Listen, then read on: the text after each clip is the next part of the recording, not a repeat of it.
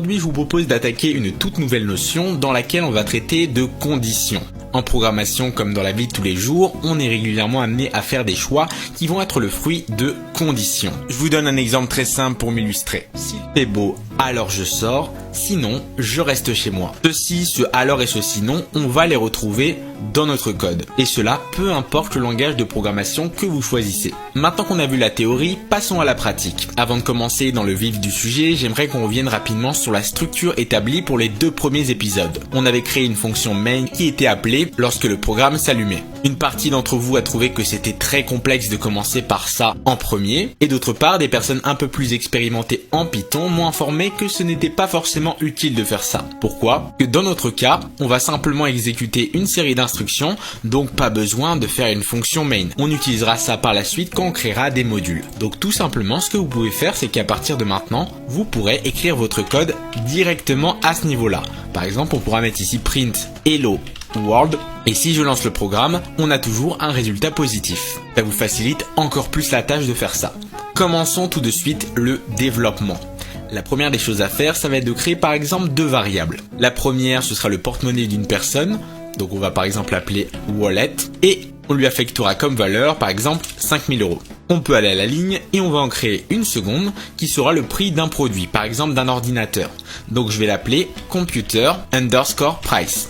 Si vous avez bien suivi la dernière vidéo, vous saurez pourquoi on a un underscore à ce niveau-là. Et on pourra ici par exemple lui affecter comme valeur 900 €. Bien, maintenant qu'on a tout ça, on va pouvoir faire notre première vérification.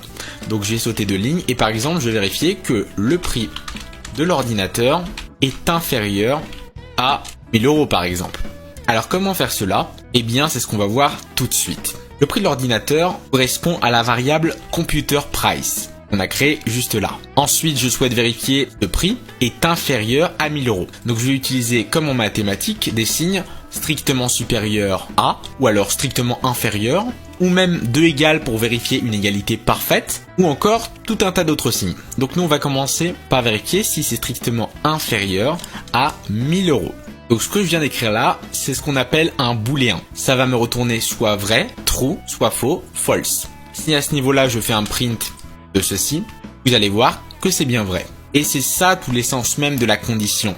On pourra faire que si cette condition est vraie, on effectue des instructions. Sinon, on fera autre chose, c'est pas un problème. Alors pour cela, on va récupérer la vérification que l'on souhaite faire et on va pouvoir commencer notre condition. D'abord, il nous faudra le mot-clé if qui permettra de démarrer la condition, de faire le fameux si quelque chose est vrai, par exemple. Donc je vais mettre ici if, petit espace. À ce niveau-là, on va coller la vérification que l'on souhaite. Donc dans notre cas, c'est toujours la même. Et pour démarrer le bloc conditionnel, vous allez mettre ici 2 points. Si maintenant je vais à la ligne, je pourrais ici effectuer une série d'instructions si cette condition est vraie. Alors comment faire cela ? Je vais mettre ici par exemple un print en mettant le prix de l'ordinateur est bien inférieur à 1000 €. Donc si je lance le programme, on peut voir que j'ai bien ce message qui est affiché.